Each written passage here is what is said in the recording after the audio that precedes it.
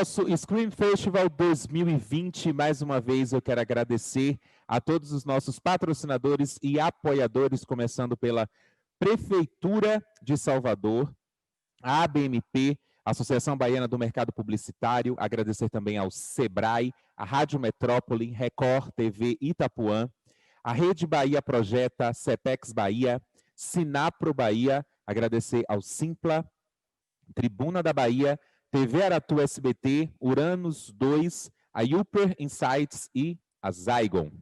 Gente, na nossa próxima palestra, a gente já fez um pequeno resumo sobre o nosso tema, que é uma pandemia de informações, entre verdadeiras e falsas. Em meio à polarização política global, coloca em destaque o papel das marcas em transformar a sociedade mais justa e igualitária. A nossa palestra tem como tema o papel das marcas em tempos da infodemia e discursos de ódio. Então, para a gente completar aqui esse elenco de peso maravilhoso, quero convidar ele, que é CEO da Zygon, atualmente é pesquisador associado do Instituto Nacional de Ciência e Tecnologia em Democracia Digital. Lucas Reis, boa tarde para você, seja muito bem-vindo aqui na nossa live. Quero convidar também ela, que é comunicóloga e jornalista formada pela PUC-RS, com experiência em cobertura de negócios, inovação e sustentabilidade. Estuda neurociência cognitiva aplicada ao consumo, espaços e design. Integrou as redações de TV da CNN Brasil, em São Paulo, e da Rede Pampa, em Porto Alegre, e digital do grupo RBS. Seja muito bem-vinda também à nossa live, Aline Scher. E para a gente completar o nosso time, quero convidar a líder da Eixo Consultora Criativa, comunicadora baiana e editora de moda. Hoje, lidera a Eixo, uma consultoria criativa que mapeia as transformações culturais que impactam pessoas, marcas e negócios, entregando soluções estratégicas, conexões e novas lentes para marcas navegarem no mundo em transformação. Seja também muito bem-vinda, Kika Brandão. Uma ótima palestra para vocês. A equipe do Scream Festival está muito feliz em recebê-los aqui e a palavra está com vocês. Obrigada. Obrigado. E boa tarde a todo mundo. Prazer estar aqui. Eu devo dizer que eu sinto falta do corpo a corpo, eu sinto falta de encontrar as pessoas um pouco antes de subir no palco e antes de assistir a palestra de um amigo, de uma amiga. Enfim, esse ano é um ano diferente para todo mundo. Queria começar parabenizando o Scream por essa edição, né? 2020, apesar de tudo, teve uma edição do Scream, já a terceira edição, então o Scream já pode aí se considerar um evento tradicional de inovação. Tenho a sorte de ter participado desde o primeiro Scream, participei do segundo Scream, os dois primeiros 100% presenciais e esse terceiro 100% online. Eu fico muito feliz e parabenizo Ana Coelho pela liderança, pela capacidade de conseguir ter feito o primeiro Scream e a partir daí manter o ritmo e a gente conseguir fazer também nesse ano, que foi um ano bem complicado, né? Vários eventos caíram e o Scream permaneceu aqui. A gente ainda tinha esperança, até uns 3 meses atrás, de conseguir fazer ele, quem sabe, o primeiro evento presencial da retomada. Não deu nesse ano, mas no ano que vem, Deus quiser, poderemos fazer. Eu fico também muito feliz de estar nesse painel, nessa mesa aqui com a Aline e a Kika, que são pessoas incríveis, pessoas que eu conheci. A Kika eu conheci no final do ano passado, mas dá para dizer que eu conheci nesse ano. A Aline eu conheci nesse ano durante a pandemia. Eu fico muito feliz de estar nesse... Meu áudio está com barulho, gente. Está com um ruidinho. Agora está melhor. Perfeito. Ajustado. E o tema que a gente vai tratar aqui é um tema bastante relevante para esse ano, né? 2021 é um marco de mudança, um milestone aí na vida de todo mundo, de várias empresas, de vários países, enfim, todo mundo que estava ativo e de 2019 para 2020 viu seu planejamento mudar de uma hora para outra nesse ano. Especificamente, a gente vai falar sobre como isso impactou o papel das marcas, né? Até desde 2016, pelo menos, o ambiente digital tem sido questionado sobre como ele estimula a polarização, como ele estimula que as pessoas passem a achar que a sua forma de ver o mundo é a única correta, é a majoritária e que por isso não precisa negociar com outras formas de ver o mundo. Isso foi muito forte, teve um impacto bastante grande na política, né? No Reino Unido, com o Brexit, na eleição de Trump de 16, na eleição brasileira de 18.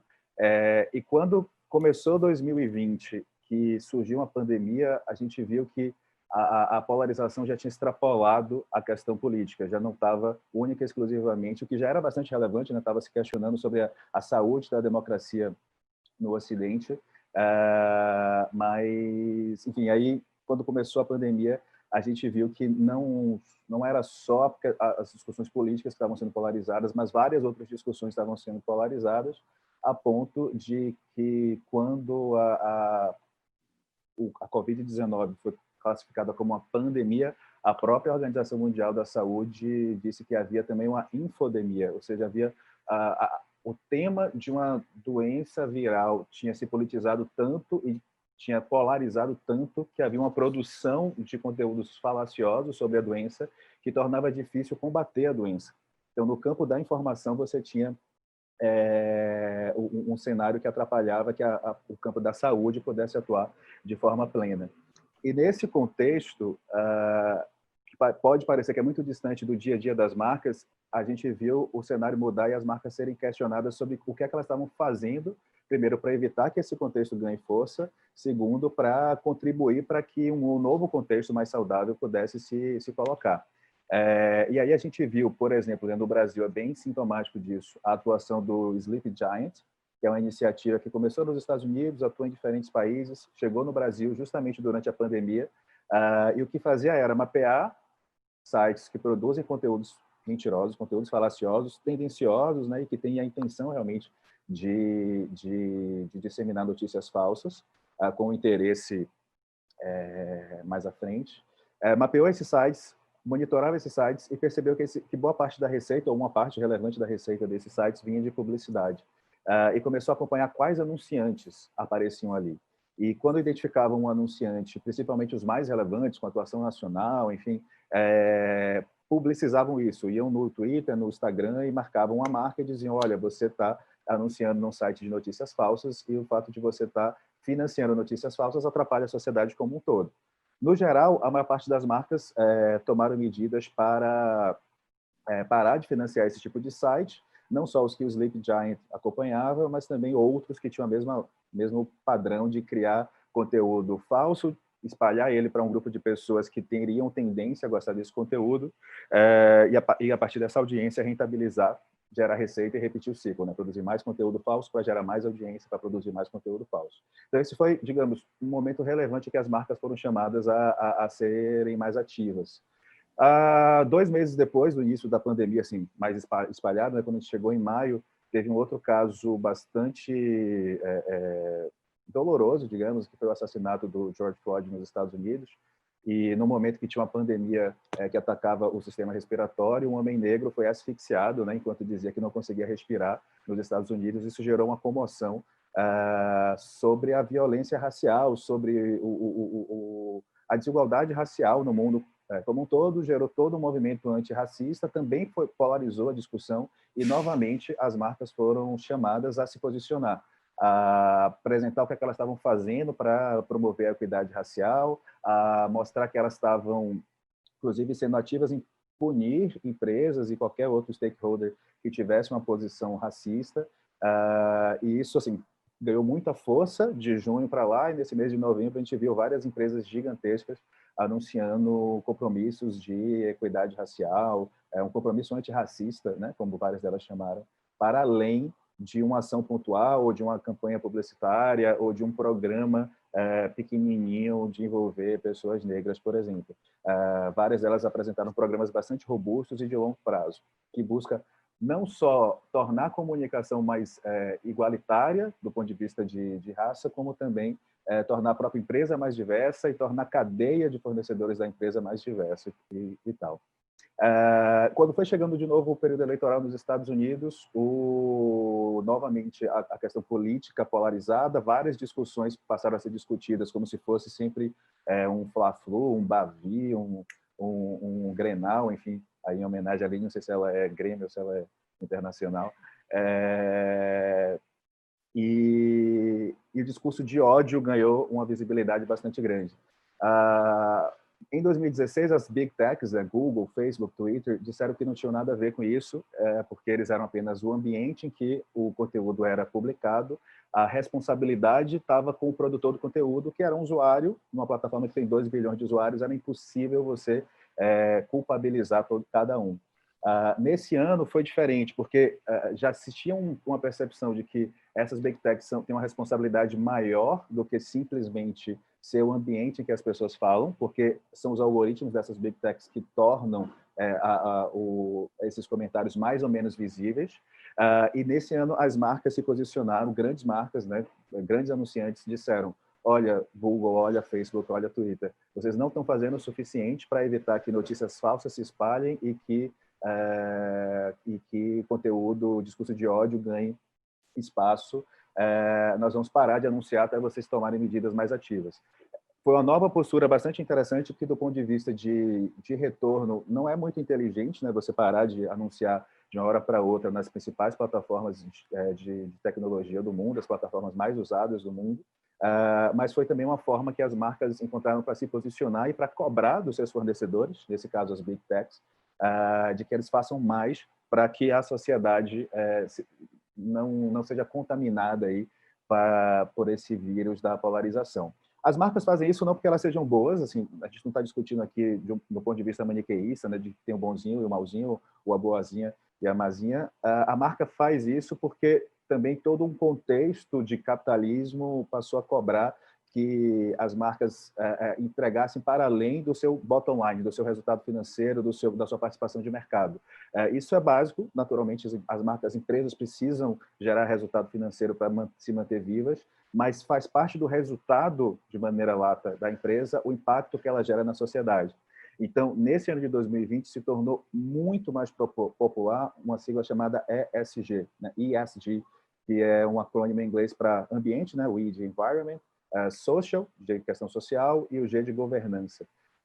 As empresas precisam seguir políticas que respeitem o meio ambiente, que promovam a igualdade e o desenvolvimento social e que tenham uma governança nos seus fluxos internos.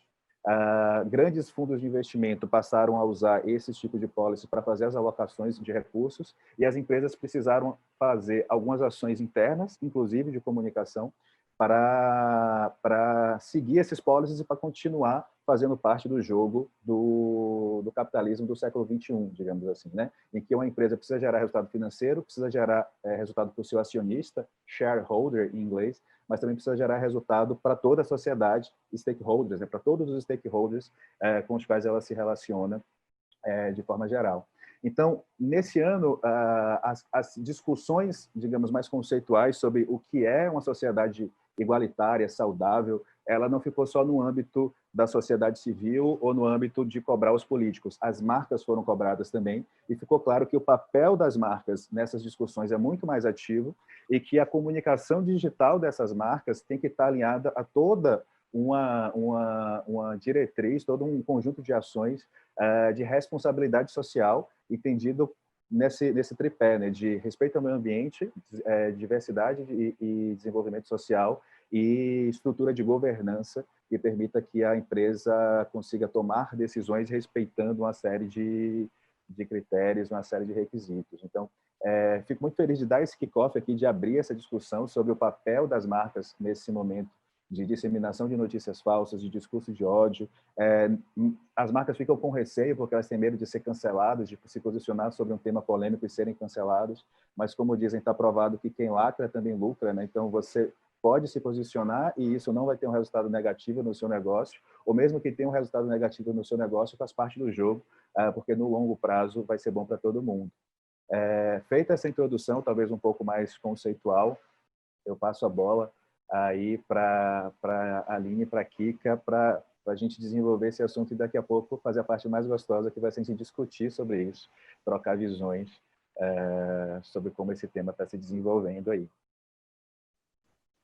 Legal, Lucas, obrigada. Eu agradeço também a organização do evento pelo convite e a todo mundo que está nos assistindo e interessado nesse assunto, que é super importante para a democracia, para bem-estar socioambiental. Eu sou a Aline Scherer, jornalista freelancer, especializada em cobertura de negócios, ESG também, que nem o Lucas comentou. E respondendo a pergunta do Lucas, eu sempre me senti obrigada a escolher um lado. Eu sou Grêmio, eu sou Inter, né? Eu morei muitos anos em Porto Alegre, mas eu escolhi a seleção brasileira e é isso, você entra nesse caso.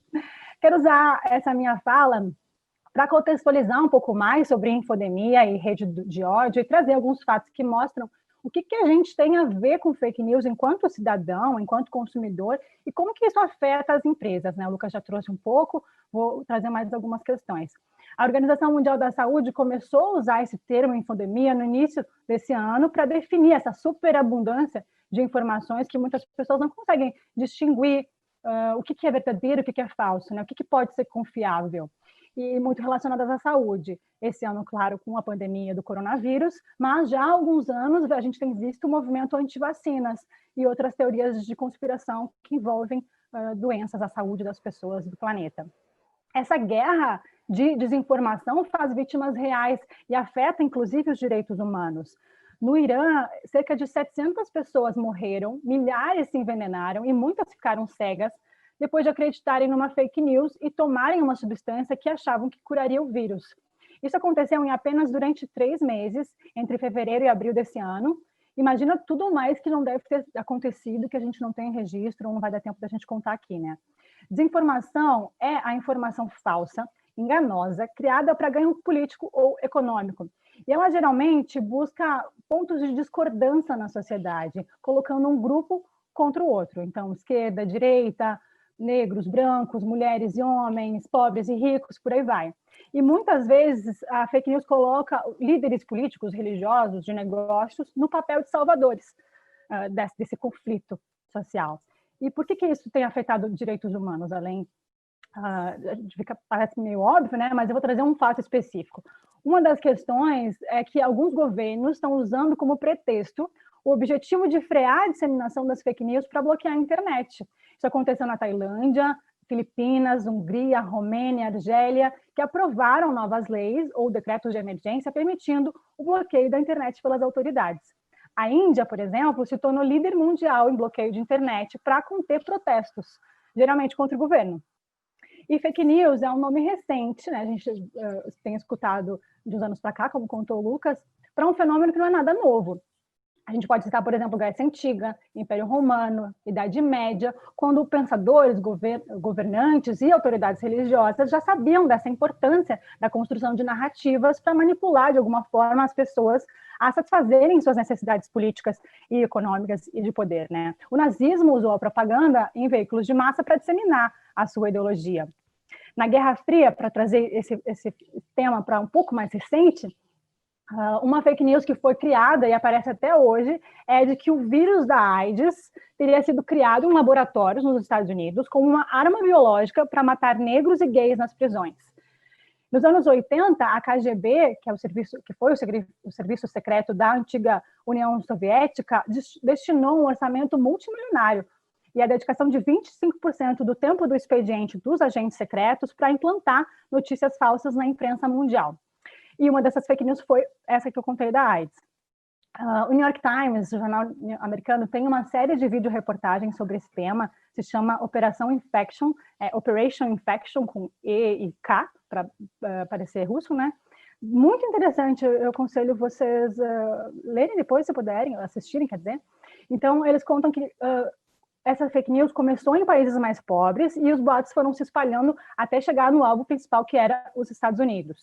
Essa operação infecção começou a ser implantada num jornal de língua inglesa na Índia, e em poucos anos teve 200 publicações, gente, em 80 países.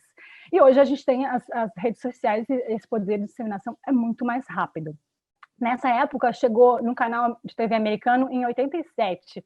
Então, quando chega na mídia de massa, é realmente muito perigoso, porque se espalha rápido e é muito difícil combater isso, né? Até hoje, tem notícias, tem fake news, essa fake news que eu citei, circulando até em materiais, assim como histórias em quadrinhos, às vezes nos sermões religiosos. Então, muitas vezes essas mentiras absurdas acabam aparentando reais para algumas pessoas E é fácil de cair nelas porque a gente, ser humano, tem algumas armadilhas mentais. Por exemplo, um desses vieses é o endosso social. Quando alguém que você confia compartilha uma fake news, a tendência é de você acreditar nessa pessoa, porque você confia na pessoa, né?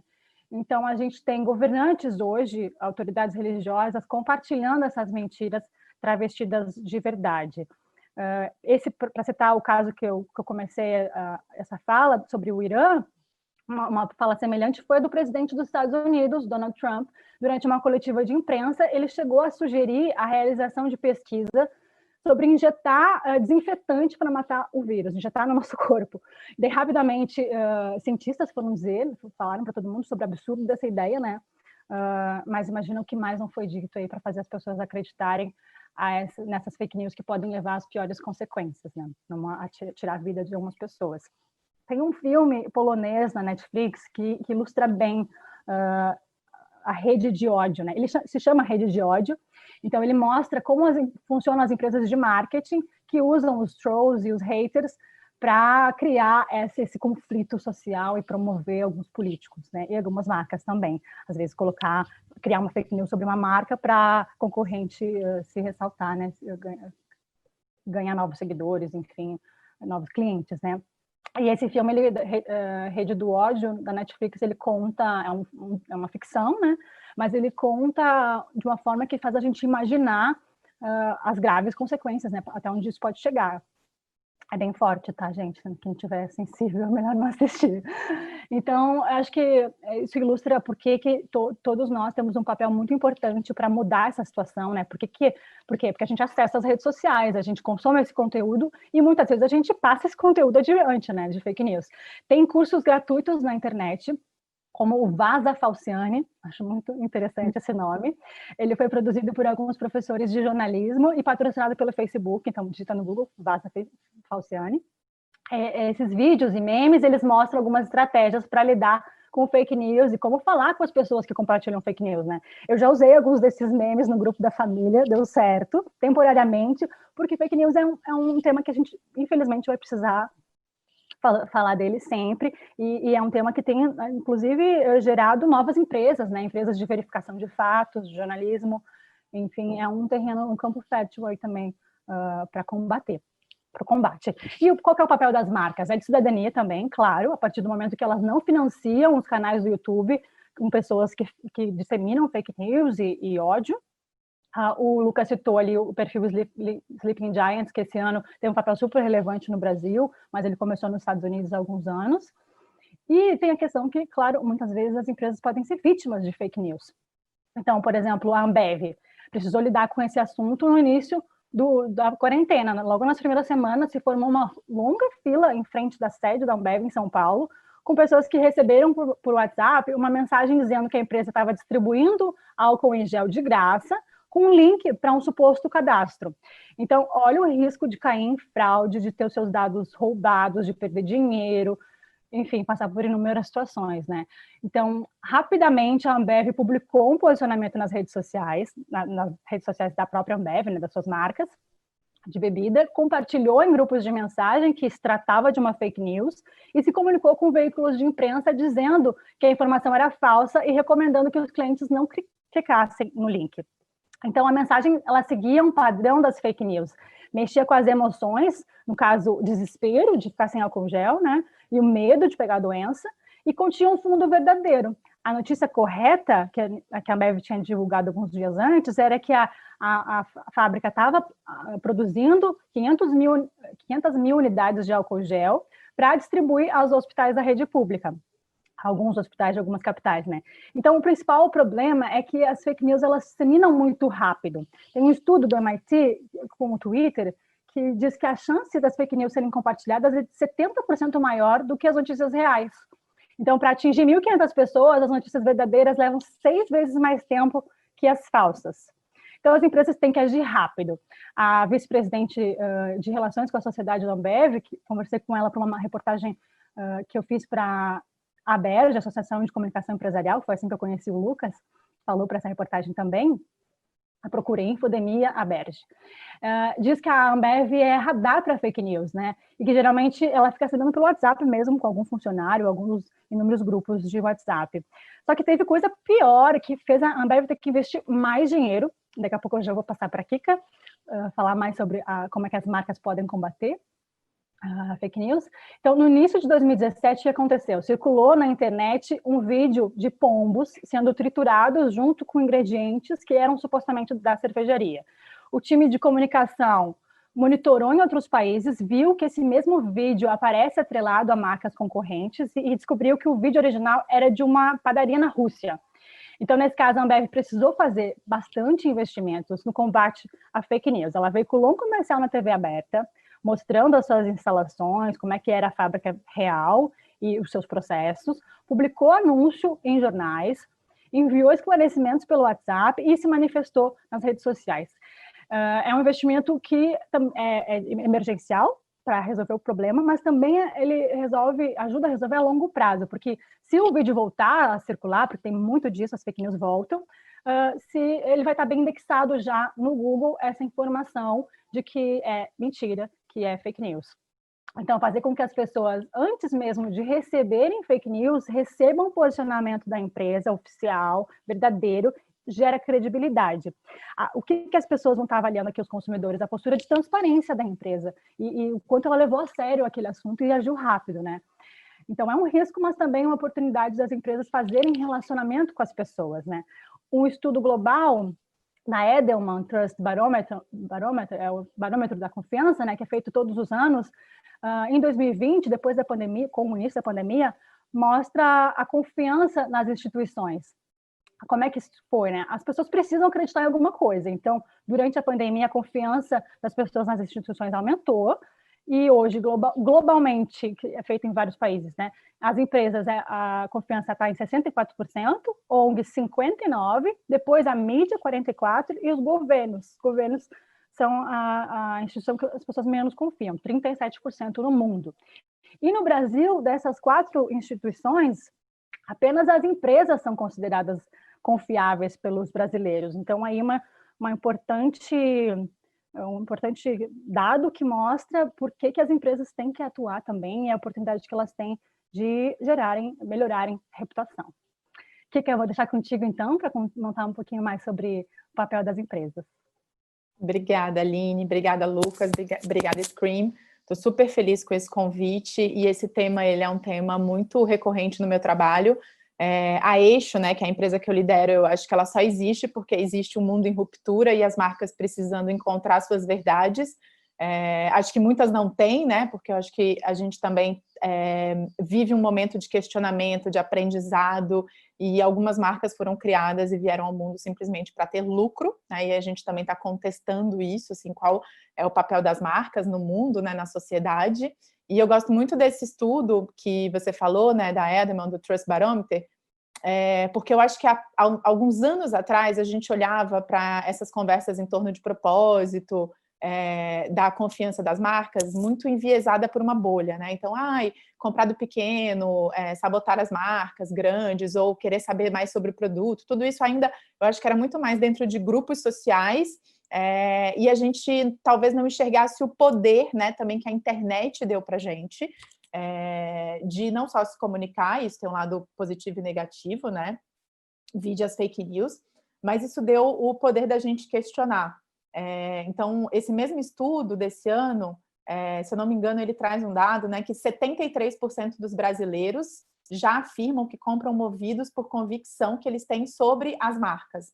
E aí, hoje, o propósito, né, que é uma palavra também um pouco desgastada, mas é importante a gente trazer essa conversa, o propósito lidera a decisão de compra em todo o mundo, em todas as faixas etárias e em todas as classes sociais. Isso não é um dado da Eixo, isso é um dado da Edelman Trust Barometer de 2020, o que mostra que a gente migrou, né, de uma sociedade que consumia o produto, né, e aí dentro desse aspecto de consumir o produto, as nossas verdades e as nossas exigências estavam muito mais conectadas, se esse produto é durável, se esse produto é melhor, e a gente está caminhando, né, e já estamos, através até desses números que a gente tem falado, para uma sociedade que está buscando as verdades e os valores dessa marca, né? Então, quando a gente, acho que a gente precisa também, nós consumidores, e somos todos consumidores, entender o poder que está nas nossas mãos, porque a gente financia esses negócios, né? A gente dá dinheiro para essas marcas, assim como o nosso poder do voto é muito importante, né?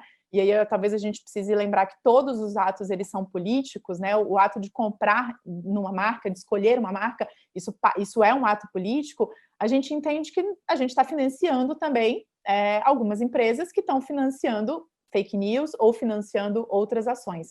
Então, eu acho bem interessante olhar por esse viés, até porque o meu trabalho me faz muito em contato com marcas. Eu brinco que eu sou psicóloga de marca, porque existe uma crise, né? Existe uma crise de ética, existe uma crise de identidade, existe uma crise porque elas estão sendo exigidas, né, a terem posturas, a terem posicionamentos que até pouco tempo atrás isso não existia. Então, quando a gente espera por esses posicionamentos e por esses valores, eu acho que é muito importante que a gente também busque, né? A gente tenha o trabalho de buscar um pouco mais de informação, né? De validar, de verificar. Porque, de fato, a gente tem, de um lado, todo esse acesso, que ele é maravilhoso, né? Ele rompe as barreiras. Por outro lado, a gente tem o excesso de informação que a gente já não tem mais parâmetro, né? Do que é verdade, do que não é, onde a gente confia. Então, eu acho que a gente precisa olhar para essa crise de identidade das marcas também como uma crise de identidade das pessoas, porque as marcas são geridas por pessoas, essas pessoas são as pessoas que criam, né, são as lideranças que criam a cultura organizacional, e eu tenho um pouco essa sensação que a cultura organizacional é o que sobra, e não o pilar, né? Eu acho que a gente está também sendo questionado a rever qual é a nossa cultura organizacional, quais são os nossos valores. Isso passa muito por uma liderança ética, né? Então, quais são esses valores que perpassam essa organização? Se está todo mundo alinhado com esses valores, né? E com o espírito do tempo, que é isso que a gente está vivendo agora. Então, eu acho muito interessante essa discussão quando a gente fala, né, do que as pessoas esperam das marcas, e eu gosto de citar um futurista, né, o Ralph Jensen. Ele escreveu um livro que chama The Dream Society, em 1999, onde ele basicamente prevê o que a gente está vivendo agora, né? E aí ele fala assim, as empresas serão gradualmente, as empresas estarão gradualmente no mercado das convicções, e a principal razão é porque o consumidor vai exigir. Em 99 ele escreveu isso. E isso é o que a gente está vivendo agora, né? Esse momento onde as empresas elas precisam se posicionar, elas precisam deixar muito claro o que movem essas empresas, o que movem essas pessoas, as lideranças precisam deixar muito claro. Então, a gente vê também essa crescência do LinkedIn como até uma plataforma onde CEOs e líderes de empresas estão mostrando seus valores, né, conversando, dialogando. Então, a gente sai de um lugar onde a comunicação ela é top-down, né, ou seja, eu, marca, tenho muito poder, que dita o consumo, estou dizendo isso, e a gente vai para uma organização horizontal de conversa, onde tem esse fluxo do consumidor questionar, da marca dialogar, e da gente construir esse ambiente que, na verdade, a gente precisa entender que ele é muito frutífero para a marca, porque a gente está fortalecendo, a gente está sendo mais transparente. Então, quando essas marcas, inclusive, vivem situações de gerenciamento de crise, quando elas estão com as suas culturas organizacionais validadas, né, quando isso é de verdade, quando ela trabalha esse ecossistema interno, né,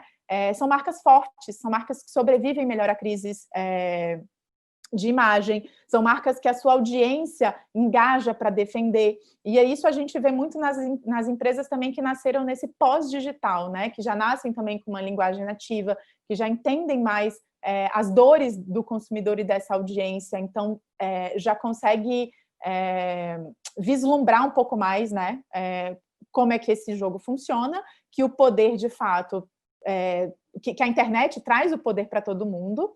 Então, eu sinto que dentro desse universo das marcas, as marcas mais antigas, que tiveram uma solidez muito garantida em termos dos seus lucros, né, das suas receitas, dos seus grandes posicionamentos, elas estão sendo extremamente desafiadas, elas estão vulneráveis, né, porque esses valores, essas convicções, essa ética, talvez ela não tivesse tão clara. E o que a gente, né, eu prefiro não falar consumidor, porque parece que é o outro e não a gente, né, mas o que nós, audiências, estamos querendo é transparência. A gente quer saber, de fato, o que está por trás dessa organização, o que está por trás desse produto, para que a gente possa escolher, né, de maneira muito mais clara. Então, aqui na Eixo, a gente faz um trabalho muito intenso que atua nessa seara do entendimento do espírito do tempo, do entendimento dessas novas gerações que têm novos drivers de consumo, e, de fato, como é que a gente conecta as marcas e as pessoas de maneira verdadeira e como é que a gente também ajuda essas marcas a encontrarem esses seus valores que ou não existiam, ou foram perdidos, ou não se atualizaram, né? Então, eu acho que a gente está no momento... Eu me considero uma pessoa realista, né? Assim, eu não sou muito otimista, eu acho que eu sou bem realista, até um pouco pessimista às vezes, assim, porque eu acho que a oportunidade ela é gigante, né? A gente tem muita coisa para construir, é muito trabalho, e isso precisa de consciência, isso precisa da gente poder, inclusive, assumir as nossas fraquezas. E é muito difícil assumir fraqueza nesse momento onde a internet é um espaço de ódio, é um espaço de polarização, porque a gente precisa lembrar que estamos em construção ética, né? Eu acho que a ética, que é esse emaranhado de princípio e valor, ele que obviamente constrói e pauta essa sociedade e os grupos sociais, a gente está revendo e a gente está, talvez, repactuando a nossa ética, né? Os grupos estão... Então, eu acho que a gente, há 4, 5 anos atrás, enquanto indivíduo, já fez coisa que hoje em dia não seria tolerado, a gente já falou coisas que não seriam legais. Eu acho que está ficando muito mais claro para a gente, enquanto sociedade, todos os nossos pilares, né? Assim, quais são os nossos alicerces, e eu acredito muito que a gente está no momento de reconstrução, né? A gente está no momento de ressignificação, que também eu acho que é uma palavra muito gasta pela publicidade, mas acho que é muito verdadeira. A gente está no momento de aprender, de poder errar, mas assim, rapidamente rever esse erro e andar adiante, né? E ultrapassar a barreira do erro para a barreira do aprendizado.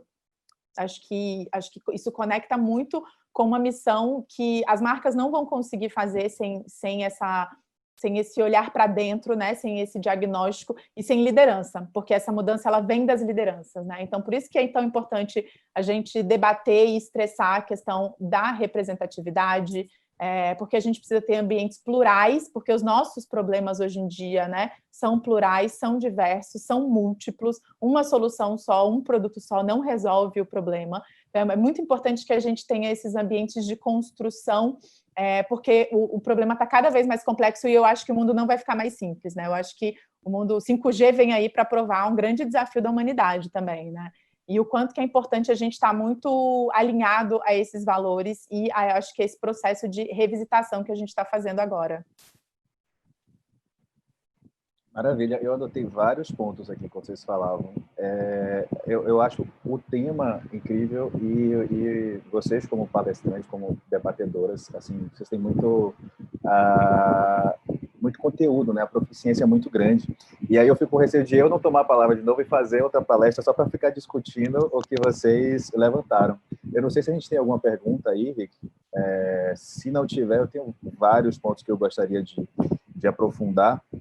Enquanto o Rick sinaliza para a gente se tem alguma pergunta, quando Kika usou esse termo ética, da última vez que a gente conversou, eu falei que é interessante pensar na ética não como o politicamente correto, né, sem entrar numa discussão sobre se isso é certo ou errado, mas entrar na ética no seu conceito mesmo etimológico de ethos, de hábito, do que você faz no dia a dia, né, de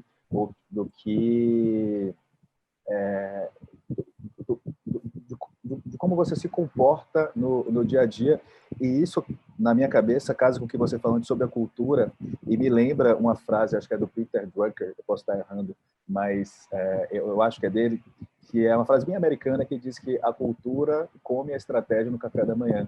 Ou seja, não adianta o que você está enxergando para o seu negócio, não adianta você ter um planejamento incrível, maravilhoso, que faça todo sentido, se no segundo depois que você apresenta, quem vai executar esse planejamento, quem vai estar no dia a dia, quem se comporta, quem tem o ethos, quem está na ponta com o cliente, se essa pessoa não absorver a cultura, ou se essa cultura não for, de fato, orgânica e endógena, não for algo que as pessoas estejam envolvidas. E aí, para devolver a palavra, né, para não ficar monopolizando, Eu imagino que esse seja um grande desafio das empresas, porque da porta para fora você tem um questionamento muito grande, seja do consumidor final, seja da sua cadeia de fornecedores, seja dos seus financiadores, seja do próprio poder público, do Ministério Público, ou seja do terceiro setor, várias ONGs te questionando. Da porta para dentro, como é que você faz para que isso se espalhe, né? Porque em algumas empresas é bottom-up, né? Você vê uma cultura que está nascendo e chega no topo e às vezes que atrapalha o topo. Em outras empresas você precisa ser top-down, né? O negócio é decidido em cima, até porque está absorvendo todas essas pressões e você precisa fazer com que essa cultura seja absorvida por todo o corpo da empresa para que a empresa mude sua atuação. Me parece que esse é um grande desafio, não sei se a Aline e Kika acham que é isso também, ou se o problema maior está realmente no C-level, digamos, né? Quem está precisando tomar a decisão, que adoraria que o mundo não mudasse, pelo menos até essas pessoas se aposentarem. Eu acho que o problema está em tudo. Eu acho que assim, o problema está talvez nas duas pontas, assim, até me antecipando. Eu acredito, né, e eu vejo isso muito no dia a dia do trabalho, que dentro desses ambientes corporativos, como é um ambiente hierárquico, a mudança vem de cima para baixo, né? Inclusive, as empresas, elas demitem, né, funcionários, muitas vezes, que não estão de acordo com essas lideranças. Então, a gente tem um lugar que, se é preciso estar no poder, né, para você mudar dentro dessas estruturas hierárquicas, a gente precisa ter mais pessoas no poder olhando para isso com essa visão. Então, eu acho que é quase eu gosto muito de pensar na psicanálise e até na psicologia mesmo como isso, que existe um grande desejo da gente de transformar os ambientes, de transformar as marcas, de transformar, mas assim, a gente não transforma indivíduos, os indivíduos precisam querer se transformar. Então, eu vejo isso talvez como um grande emaranhado, assim, porque existe um lado que não assume que o mundo mudou, que usa as velhas fórmulas, essas fórmulas não funcionam, isso gera essa crise, seja a crise de imagem, seja a crise de lucro. As marcas ainda, em sua grande maioria, usam métricas do passado para avaliar esse presente, né, que é tão diverso, que é tão fluido, né, e a gente precisa criar novas métricas, assim como o ESG vem para pensar, né, novas métricas e novas maneiras de se governar, a gente precisa criar, né, dentro da empresa, novas métricas de sucesso, que não pode ser somente o lucro. Então, eu acho que é um pouco... Eu acho que o desafio está muito no C-level, né? Até tem, dentro dessa mesma pesquisa da Edelman, dizem que tem um dado que é tipo assim, sei lá, 93% das pessoas acreditam que os CEOs das empresas podem fazer mais do que o governo. E eu também acredito nisso, né? Eu acho que a gente precisa juntar essa galera com muito poder, né? E a gente precisa ter mais conversas como essa. A gente precisa mostrar para onde o mundo está indo e mostrar que a gente não vai voltar para o que era antes, né? E que a gente tá, tanto como indivíduo quanto como organizações, vivendo essa ruptura. Não está sendo doloroso para todo mundo, mas eu acho que é muito frutífero quando a gente olha para frente e a gente se junta para traçar esses caminhos. E eu acredito muito que as organizações, elas têm não só um poder muito grande, né, mas elas têm um dever e uma obrigação. E eu acho que esse é o peso que eu acho que está todo mundo dormindo à noite pensando nisso, né? Como eu me reinvento, como eu crio essas novas métricas, como eu vou sobreviver, né, nos próximos 10 anos. Mas eu adoraria a Aline também, que está dentro desse universo, pudesse contribuir, porque eu acho que ela tem bastante contato também com essas marcas, né, e esses líderes que estão passando por isso. Gente, muitas ideias aqui na cabeça, está fervilhando, anotei várias coisas. Eu acho que trazer a questão, o que significa cultura organizacional? Conjunto de comportamentos das pessoas que trabalham em cada empresa. Então, assim, claro, concordo que os líderes têm um papel essencial em colocar as metas, em organizar como é que isso vai ser feito, mas qualquer pessoa, qualquer um de nós pode levantar a mão e dizer, isso não está certo. E se você está numa organização que não permite isso, de repente começa a buscar uma outra oportunidade no mercado. Ou, sei lá, conversar com as pessoas para ver se está certo isso. Pensar, voltar para dentro de si, né, para a tua ética, para o teu ethos e ver se faz sentido. A gente teve ano passado um conjunto de CEOs das maiores empresas do mundo que juntas reúnem centenas de milhares de funcionários e clientes e trilhões de dólares. E eles assinaram o Business Roundtable, que é um compromisso com um propósito. O que é o propósito? É uma meta relacionada aos 17 Objetivos do Desenvolvimento Sustentável, definidos pela ONU, com uma série de pessoas e sociedade civil. para 2030. E aí vocês podem olhar, já foi muito dito também, todas essas metas, né? Desigualdade, diminuir a desigualdade é uma delas, combate à pobreza, fome, etc, etc. Democracia. Eu acho que cada um de nós, essa declaração do Business Roundtable foi super importante, mas acho que todo mundo pode, quando olhar um post de uma empresa, perguntar: muito lindo isso que vocês estão fazendo, que mensagem bonita, mas o que de fato está sendo feito? Quais os fatos, né? Quais os resultados dessas estratégias? Então, cuidar, usar com carinho isso, né, gente? Não vamos ser haters, e acho que cada um tem o seu papel. E para deixar um alento aqui, quando eu fiz essa matéria da infodemia, eu fiquei bastante pessimista. Depois eu tentei ficar realista, e ultimamente eu tenho sido mais otimista. Eu assisti essa semana o Web Summit, o desenvolvedor da Rede Mundial de Computadores, www, o Tim Berners-Lee. Ele está desenvolvendo um novo protocolo para a internet, que protege mais as pessoas, que as pessoas conseguem ter controle dos seus dados e o que é mostrado para elas, né? Então, acho que isso pode ajudar bastante a gente, me deu muita esperança. Cuidado com a privacidade também, esse novo protocolo fala, né? Então, acho que é isso, acho que a gente tem que observar no dia a dia nossos comportamentos e o que a gente pode fazer para mudar, para tornar o mundo melhor. O tempo já está acabando, né? Acho que a gente já está aí estourando. Passou rápido demais. Muito rápido, gente. Muito mais para falar. Próxima vez a gente tem que fazer um painel mais longo. Um assunto para umas 3 horas, né? Muita.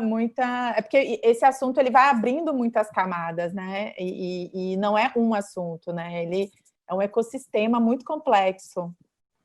Eu lembrei, Lucas, que você falou para mim um dado muito, muito interessante, que como esse ódio, esse pessoal que espalha ódio é minoria. O problema é que eles são barulhentos, né? Você fez um levantamento durante o Black Lives Matter que mostrou isso, né? Isso, eu até anotei aqui, a gente vai conseguir desenvolver como gostaria, mas tem um termo de uma minoria estridente em alguns momentos e em outros momentos de uma minoria silenciosa, né? Que às vezes você acha, de uma maioria silenciosa, desculpa.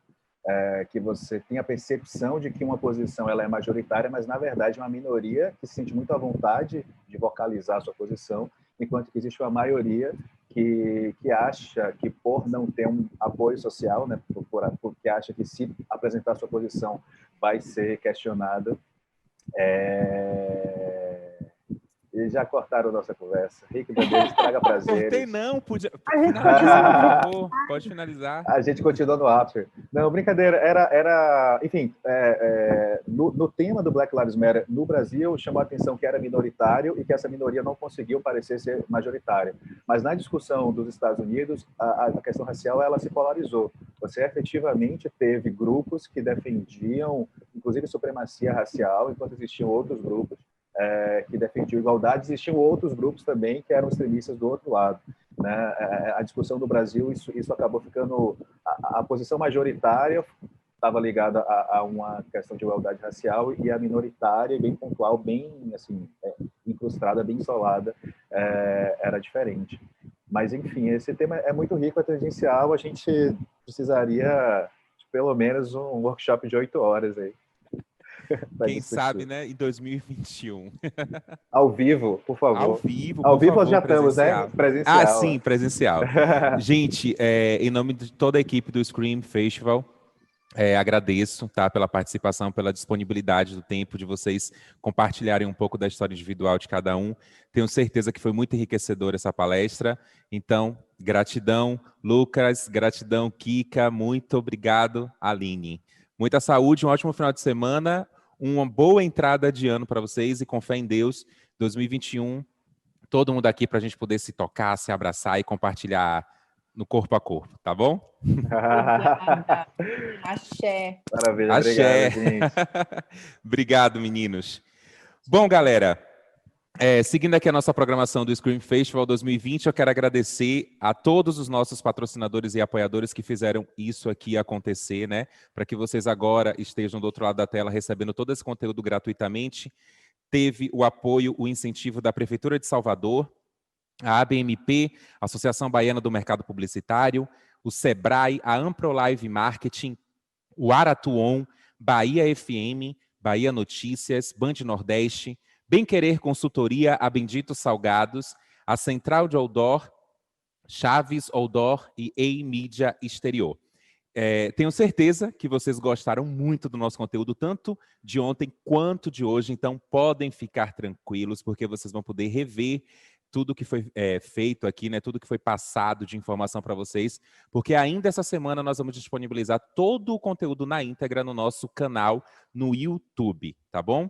Minha gratidão eterna por mais um ano estar aqui à frente desse evento como mestre de cerimônias, como eu falei aqui, me despedindo para os meninos, infelizmente dessa maneira digital tão afastada, mas eu tenho certeza que 2021 vai ser um ano muito bom, vai ser um ano diferente, onde a gente vai poder se ver de novo, se abraçar, se olhar no olho, né? Mas por mais que seja digitalmente esse encontro, não deixou nada a desejar. O projeto do Scream veio para ficar, é o maior evento de Norte e Nordeste, né, no ramo de criatividade e informação. Em 2021, a gente vai estar firme e forte aqui mais uma vez. Então, espero todos vocês. Um beijo no coração de cada um e até lá. Ver a vida melhorar, ver o nosso orgulho de volta, ver a gente voltar a sorrir. A gente ama! E a Prefeitura deixou o centro de cara nova. Entregou novas encostas, mais 15 postos de saúde, temos a maior UPA do Nordeste, novo Jardim Botânico, os arcos da Ladeira da Conceição, tem o Conjunto Baixa Fria 2. Priscila, me diga uma coisa, e o coração como é que tá? Tá uma alegria só. É muito trabalho, é muito amor. Prefeitura de Salvador é a melhor do Brasil porque faz o que ama.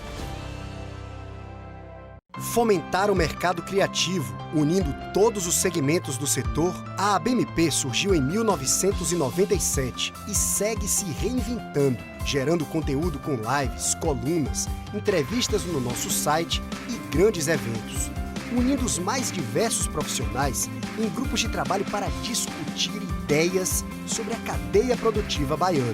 Saiba mais em www.abmp.com.br.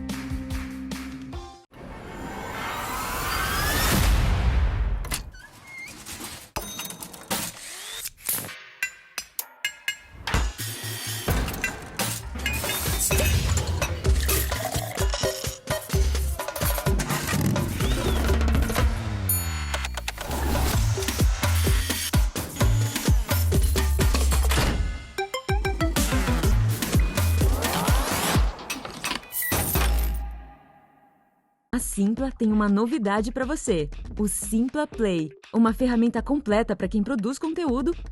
Crie já o seu curso online no Simpla Play.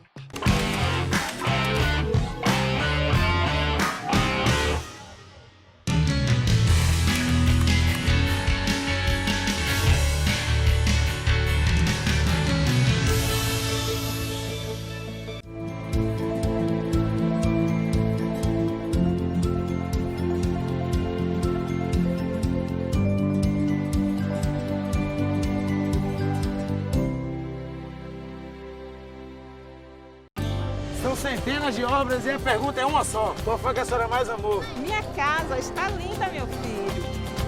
A Arena Pronaca, meu irmão. Show de bola, primeiro mundo. Estação Cidadania! A gente ama! Novo Barro Branco, nova Orla de Amaralina e Pituba, tem um novo centro histórico, Canal do Paraguari. Pega a visão como ficou o Mercado São Miguel, meu irmão. Bateu certo. É muito trabalho, é muito amor. Prefeitura de Salvador é a melhor do Brasil que faz o que ama. Fomentar o mercado criativo, unindo todos os segmentos do setor, a ABMP surgiu em 1997 e segue se reinventando, gerando conteúdo com lives, colunas, entrevistas no nosso site e grandes eventos, unindo os mais diversos profissionais em grupos de trabalho para discutir ideias sobre a cadeia produtiva baiana. Saiba mais em www.abmp.com.br.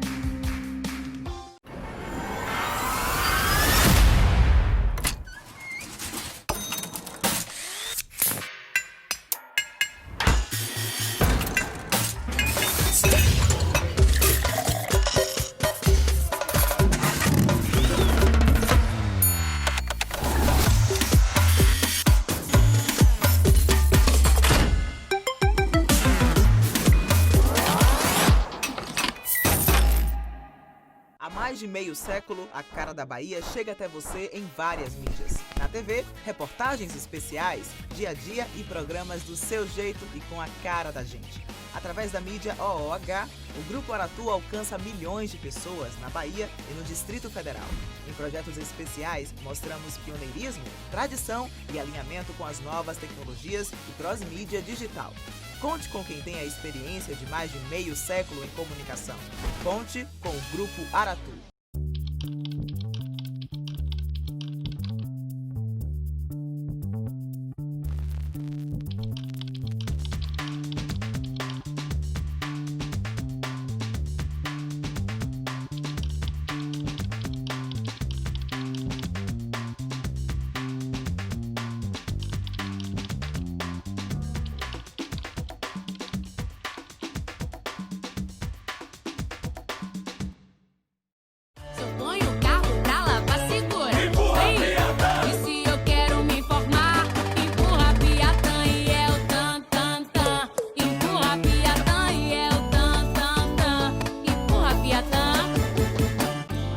Centenas de obras e a pergunta é uma só. Qual foi que a senhora mais amou? Minha casa está linda, meu filho.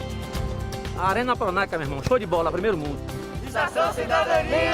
A gente ama! Novo Barro Branco, nova orla de Amaralina e Pituba, tem um novo centro histórico, Canal do Paraguari. Pega a visão como ficou o Mercado São Miguel, meu irmão. Bateu certo. É muito trabalho, é muito amor. Prefeitura de Salvador é a melhor do Brasil que faz o que ama. Fomentar o mercado criativo, unindo todos os segmentos do setor, a ABMP surgiu em 1997 e segue se reinventando, gerando conteúdo com lives, colunas, entrevistas no nosso site e grandes eventos, unindo os mais diversos profissionais em grupos de trabalho para discutir ideias sobre a cadeia produtiva baiana. Saiba mais em www.abmp.com.br.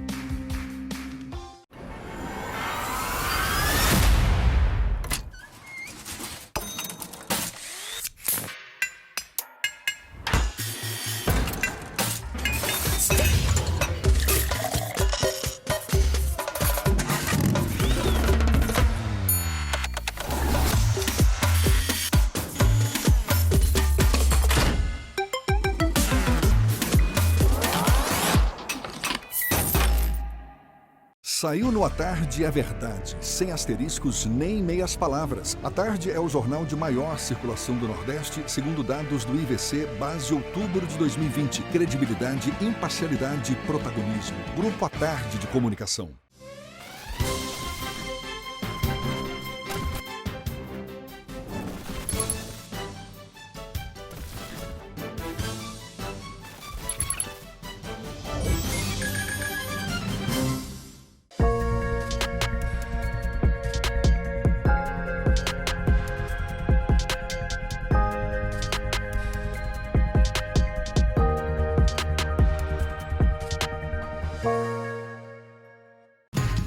Toda festa incrível tem Bendito Salgado, todo evento inesquecível tem. Todo dia é dia de Bendito Salgado, quem pede manda bem, peça você também.